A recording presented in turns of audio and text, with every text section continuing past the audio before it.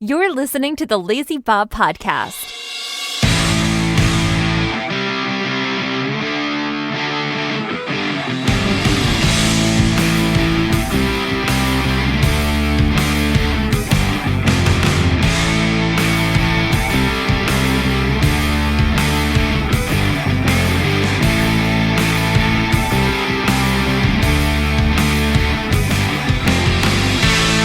What is up, everyone in podcast land? Yes, I remembered. I remembered to do it. It is Bob. I am Bob. It's me, myself, and I. The one, the only, the infamous, the legend in my own mind, Lazy Bob. How's everyone doing? Welcome back to the Lazy Bob Podcast. It's been a while. That I did one of these podcasts. And we're going to get into it. We're going to get into, we're going to catch up a little bit. And we're also going to discuss some current things that are going on. A lot of things have changed since the last podcast. A lot of things have changed. Some for the better. Some things have happened that are not so great. And right off the top, we're going to get into one of the bad ones.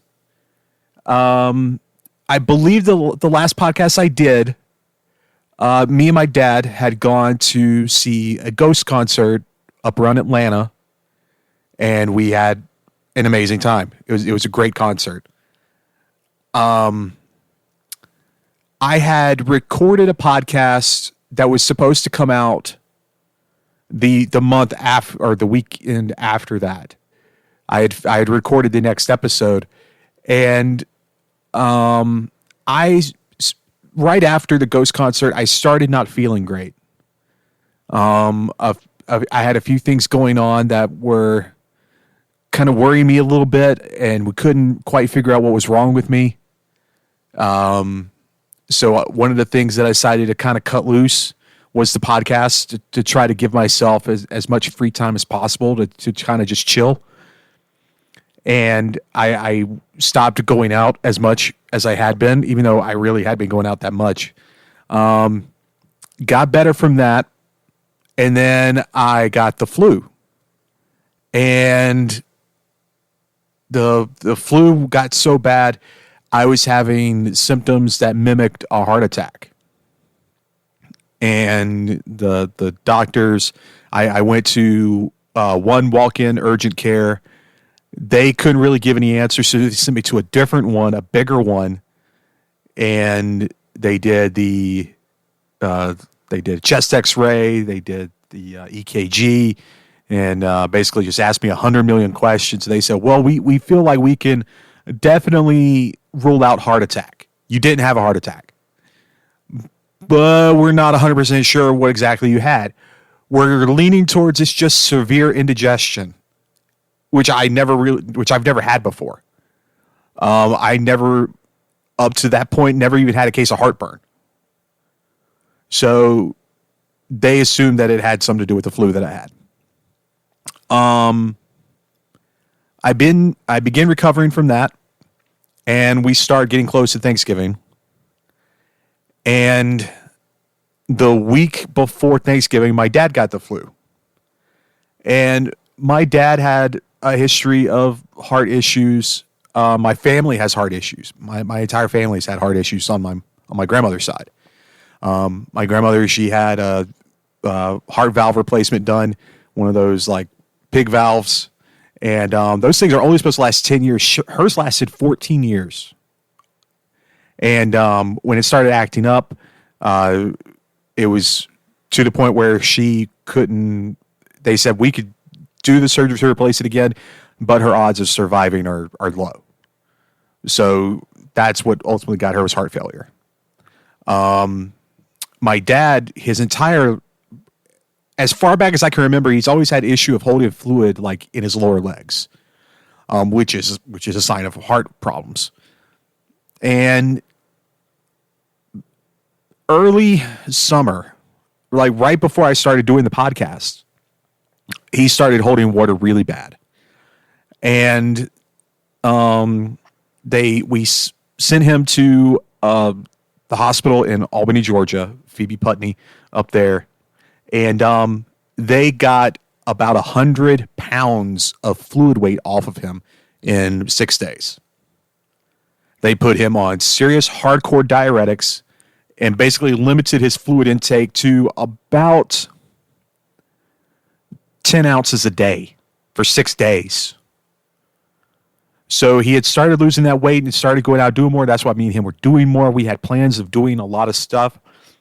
And what was causing a heart problem is that one of his lower valves was an AFib. If you don't know what AFib is, it's basically it doesn't beat in rhythm. When you're in AFib, you're not in rhythm.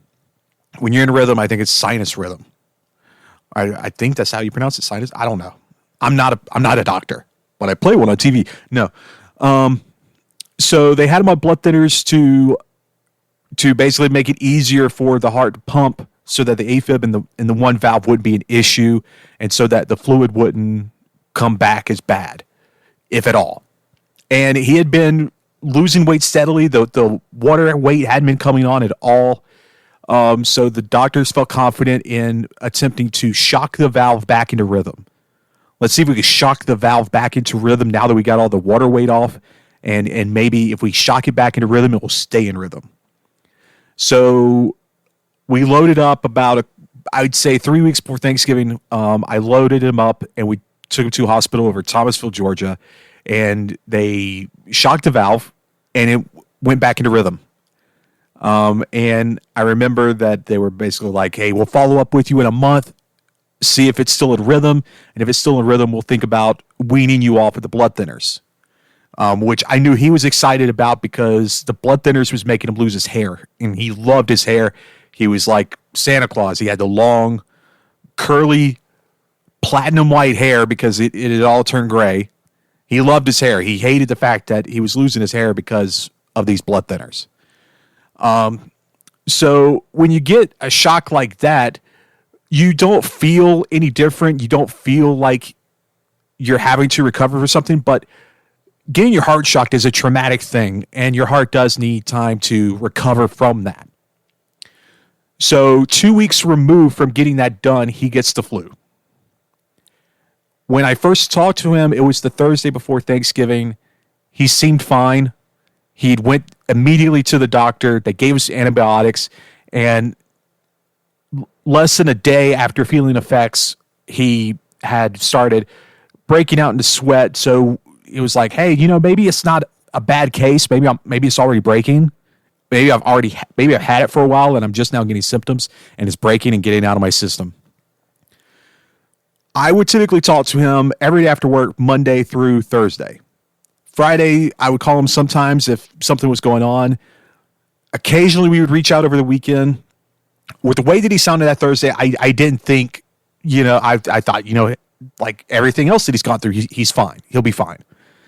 So I did talk to him Friday. I did talk to him over the weekend. I talked to him that Monday, and he sounded terrible. His temperature was spiking. He sounded awful. I could tell that he wasn't getting much sleep. So I did keep him on the phone long. I said, get some rest. Try to take care of yourself. Call me if you need me, and I'll check on you in the morning. So next day comes around. I didn't get to call him that morning because I was running behind. Get to work, and I call him after work like I normally do, and he doesn't answer. I'm like, okay. I need to go to the grocery store because I need to get things for Thanksgiving because I'm spending Thanksgiving at home because I'm not taking any time off. I get to the grocery store and I'm like, let me try calling him again. Call him again, doesn't answer. And I'm like, okay, first time he doesn't answer, maybe he's outside with the dogs, taking them out. Second time he doesn't answer, I start getting concerned. I reach out to his best friend that lives right down the road from him. I said, hey, can you go check on my dad? I go home. I don't shop. I just get back in my car and I go home. And I'm calling just like crazy. I'm calling every couple of minutes, just hoping that he picks up the phone, just hoping that maybe he misplaced it and he's having to look for it. I'm just all these things. It's like, he's fine. He's okay. And finally, I get a call back on that line. It pops up on my phone, Dad. and I pick it up, and it's my dad's friend. And the Tuesday before Thanksgiving, my dad passed away. The immediate feeling that hit me, I didn't know that I was capable of feeling that. It was one of the worst feelings that hit me that I've ever experienced. I never want to experience that again. I hope I never have to experience that again. It's been a weird few months. It's been weird. I'm still finding myself at 4:30 when I get off my day job, wanting to pick up the phone and call him. I still catch myself doing that,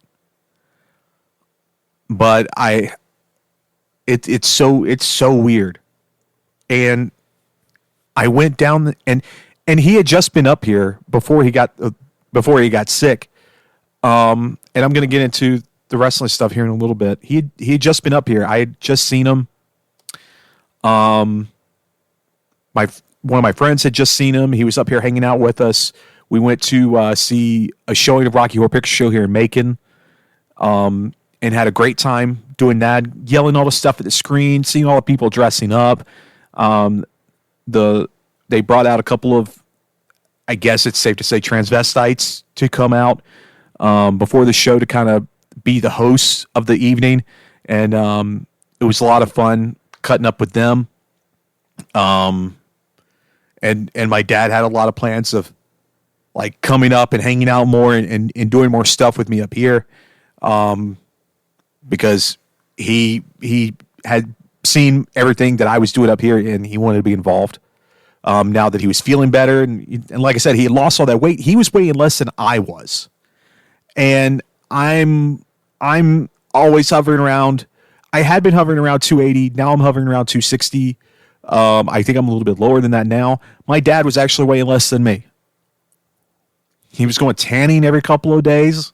Like, you would thought he was a pro wrestler as much time as he was spending in the tanning booth. Like, he was bronze.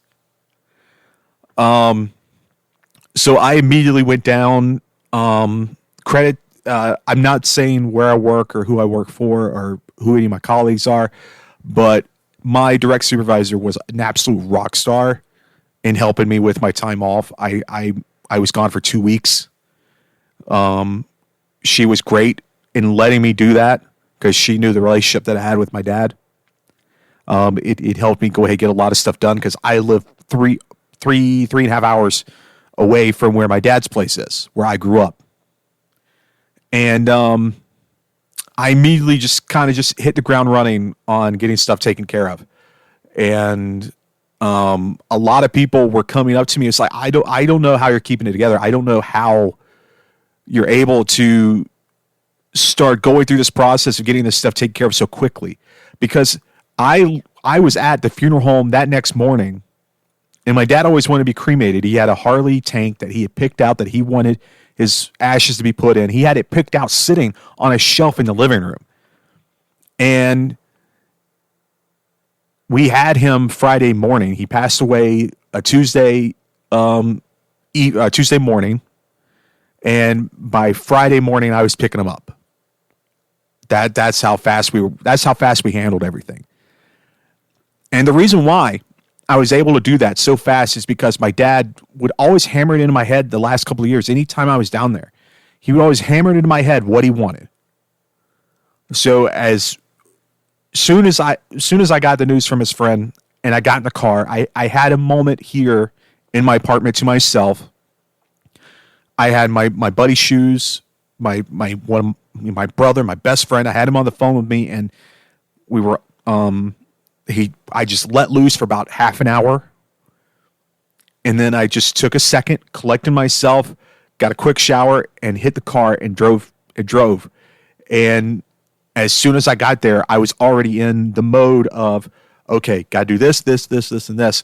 And it's because he's always drilled it into my head that one day something's going to happen to me, and this is what you're going to have to do. So I allowed myself that moment to express my emotion, and then I went into autopilot. I tapped into all that information that he kept plowing into my head. This is what you need to do. This is what you need to be prepared for. And I just went and did it.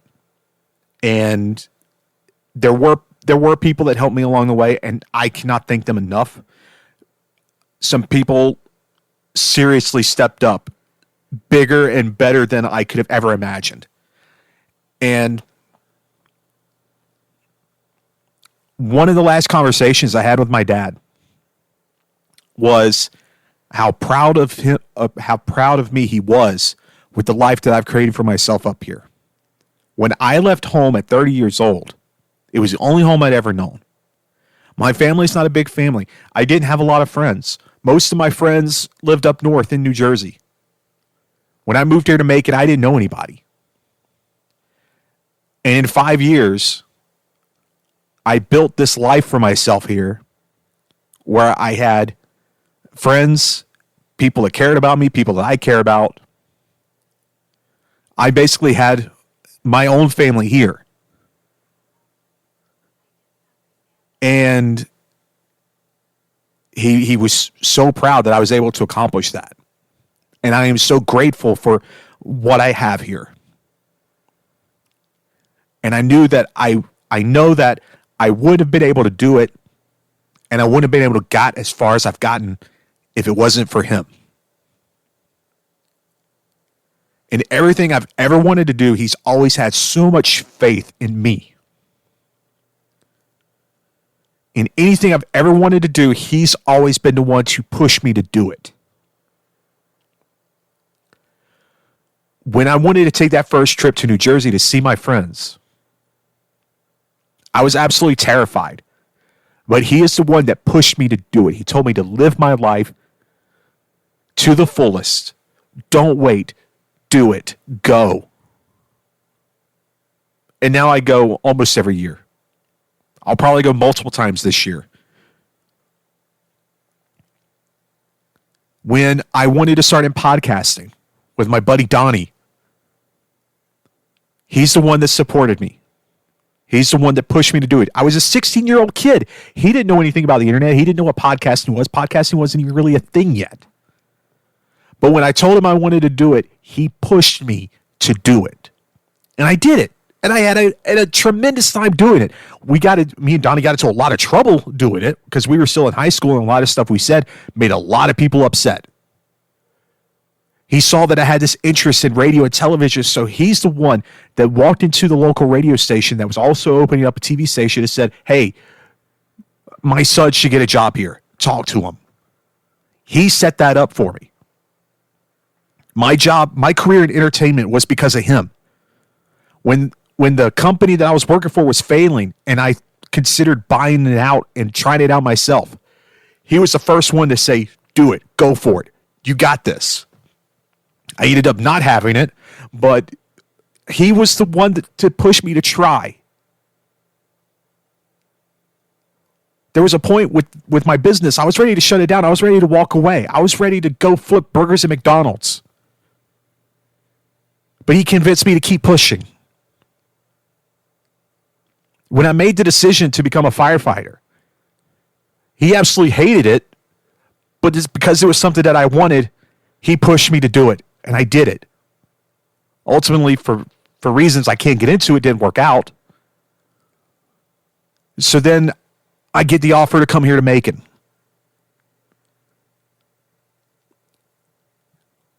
We came to look at apartments. The first one that I liked, the one that I'm in now, he didn't hesitate to hand over a check to say, what do we got to have? What do we got to do to lock this apartment in right here, right now? And she said, I need a check for this amount. And he didn't even hesitate. I was ready. I was prepared to take care of it. But he wanted to make sure that I was taken care of, that I was going to be okay.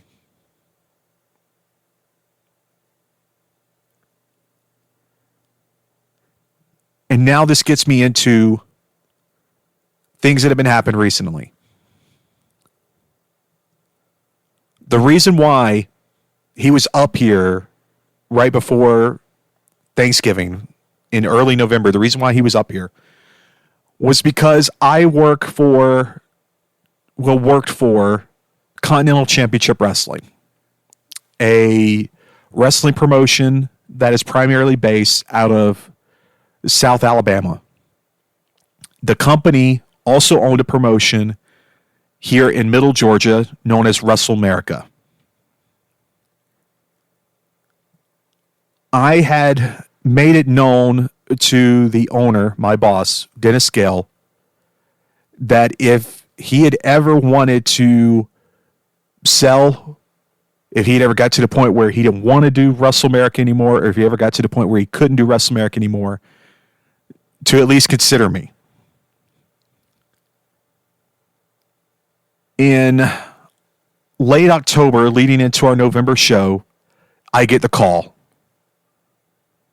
that I'm being allowed to basically take over the show for November and December, and to then decide what do I want to do with it 2023 forward. One of the first people I contacted was my dad, and he was super excited. He was super excited the fact that I was going to be sort of running the show. And that's why he wanted to be there. That's why he wanted to be involved. He was so excited about being involved. And after that show, we decided that, yes, we can do this. We're going to continue going through 2023. And we had started getting everything ready to do that. And then that's when he passed away.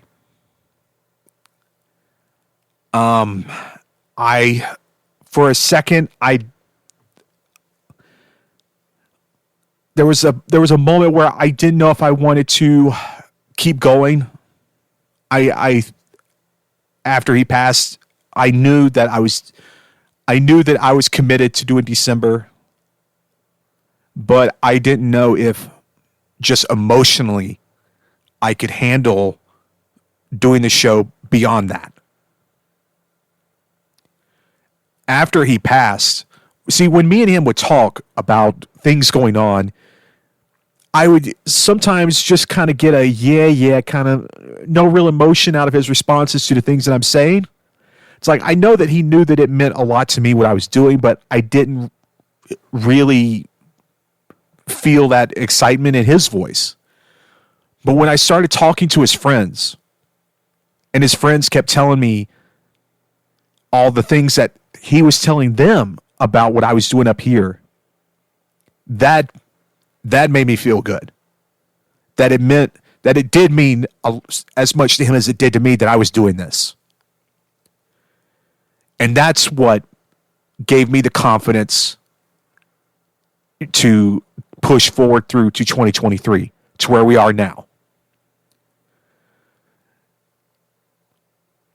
I've been accused of taking a handout in this. I didn't take a handout. He wanted this for me.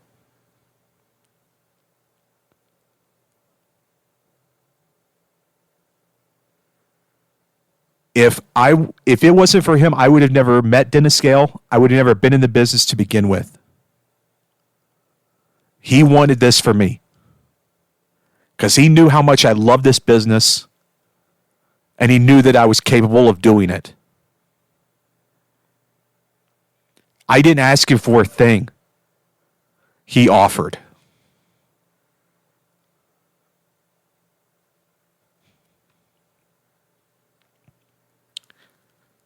The first show that I was working, I had to make a tough decision.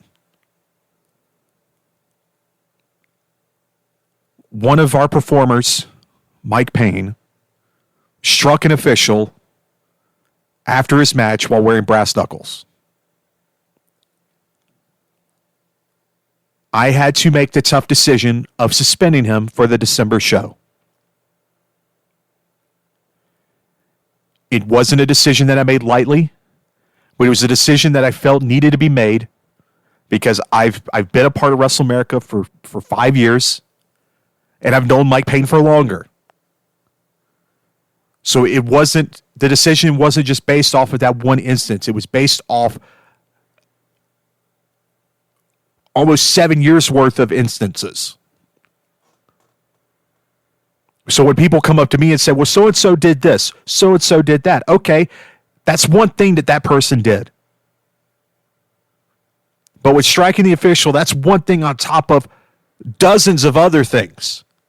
So that's why I had to suspend him.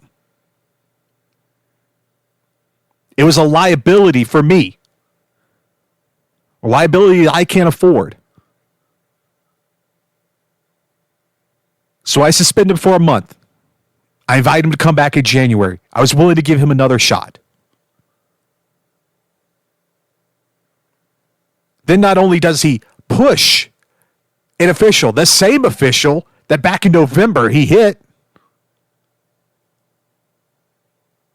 then he decides to go off, flip off the official, and flip off the fans here at ringside. So obviously, lesson not learned. So I decided to not just, instead of suspending him, I just decided to not invite him. Told him, you're not a part of the show. Stay home.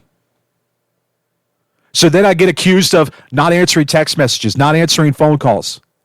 What text? What phone calls? I didn't get a single one. The one phone call that's on my phone was me to him. There's not a single unanswered text. There's not a single unanswered Facebook message. There's not a single missed phone call. But yet, he has the nerve to say, I don't know what I'm doing. I have tried to be as professional as possible through everything. Through everything that's been going on in my personal life, to everything else that's been going on in the locker room.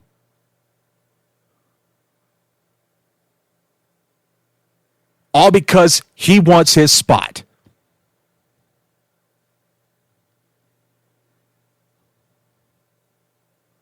I made reference in the ring about how Dennis uses a Crescent Wrench because that's who Dennis was. That was the cowboy. He was ready to fight.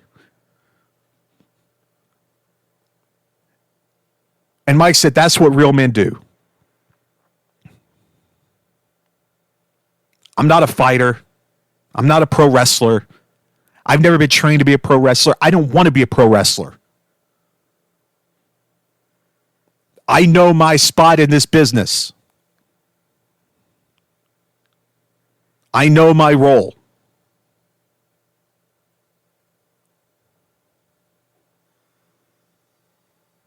So, I can't fire him. He's got a contract. Contract's being reviewed. See if there's any way out of it, but they don't think that there is. So, I'll just have to deal with it. But a lot of people have reached out to me after Saturday's show. I first want to apologize for the language that he used on the microphone. Because I know he's not. So I'll apologize for him. Because there's a lot of kids that come to these shows, and there was a lot of sponsors at the show. So I'm formally apologizing for the language that he used.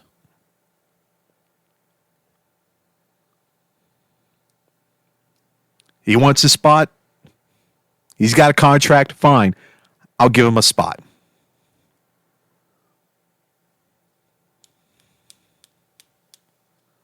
We'll see how bad he wants it now that he has it.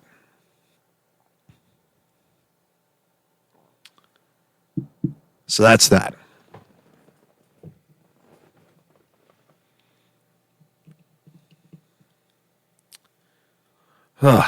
Okay.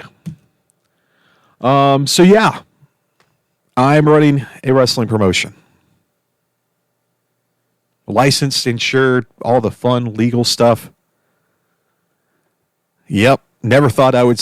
I've carried a lot of licenses. I've done a lot of things that just baffle the mind. But being a licensed wrestling promoter, never saw that on any. Never saw that as a career option on any high school pamphlet. Never saw that whatsoever. But that's what's happening. So yeah, other than that, we had a great damn show Saturday night. Great people showed up. A lot of people showed up despite the weather. That was probably one of the worst storms and quite a bit that I've been through. I don't know what it is about being here in Macon. A lot of storms just seem to like pass right on by, but it rained so hard Saturday night. I'm surprised as many people showed up as they did. But yeah, next show that we have is WrestleMerica Melee, Saturday, March 11th in Forsyth, Georgia, at the Monroe County Rec Center. Information is available at WrestleMerica.net, or if you just want to go straight to the Facebook page, it is Facebook.com/WrestleMerica. And I know that there's a few fans that are a little uneasy about a change that's being made to the tickets. The only way to pre-order/reserve your tickets is by going to the link that is on the Facebook page and prepaying for your tickets. It's unfortunately just a situation that we had to implement for this show only. We are working on changes for the next show after Melee on making the system a little bit better. Just run into one too many instances of seats being verbally reserved, and then we have to turn people away, and the people that originally reserved them not show up.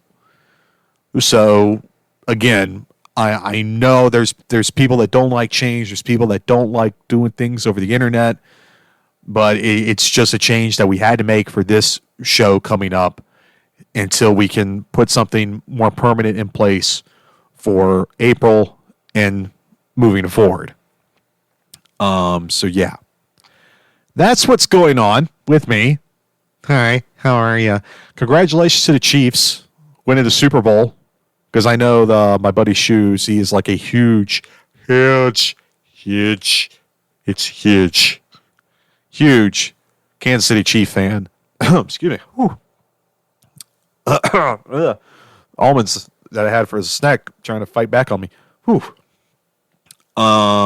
Yeah, so congratulations to that. Super Bowl's over. Woo! XFL starting up, though, this week. So is NASCAR Daytona 500. I'm excited about that. Yeah. Heck yeah. I loved always going down to Daytona. That was a fun trip that me and my dad always had. The first time we went, we had the brilliant idea of driving down. We went to the July race. We had the bright idea of driving down the morning of the Cup race. And the July race always happened at night. We decided that we would drive home. I would drive there the morning of.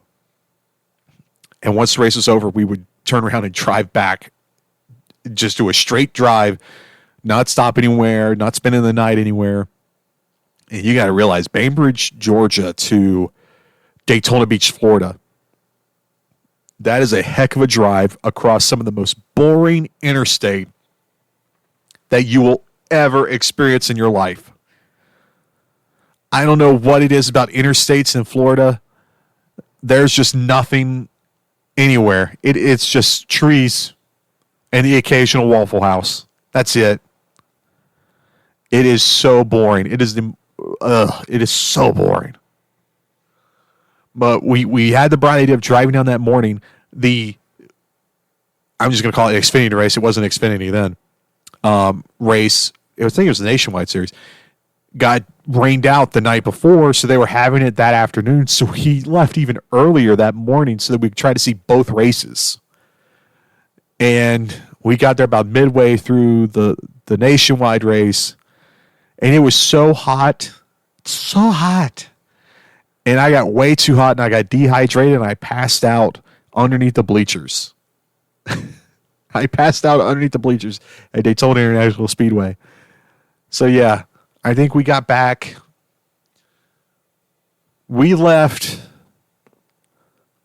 I want to say we left at like 5 a.m. that morning.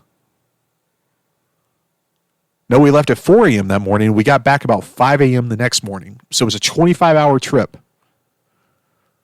25-hour trip. Yeah, we decided we would not do that ever again, and we didn't. Anytime we went back to Daytona, whether it was February or July, we got a hotel in St. Augustine. St. Augustine is super nice. Super nice. Super nice.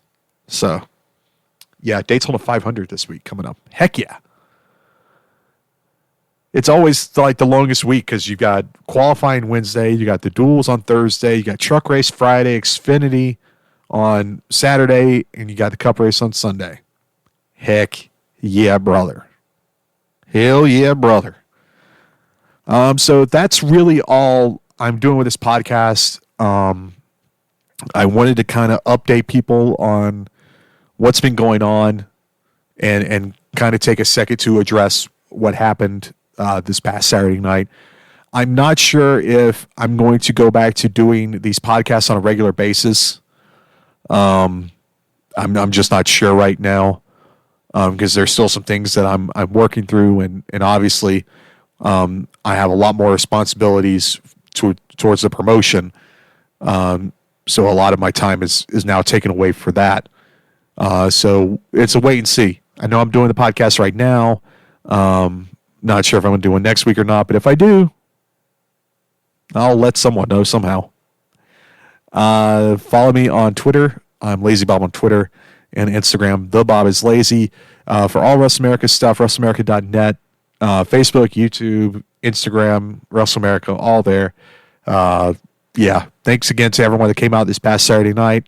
Thank you, thank you, thank you. And if I don't do another podcast before March 11th, we hope to see you all in Forsyth for Melee. And I've already seen the poster. The poster is fire. I can't wait for everyone to see it. It is fire. So go follow Wrestle America Facebook if you want to see the poster. Thanks, guys, so much for listening. Thank you all so much for all the love and support that you guys have shown me these past couple of months. For everyone that's listening, that knows everything that's going on, I appreciate all of you so much. There's a few people, and they know who they are, that I probably would not have been able to make it through everything if it was not for them.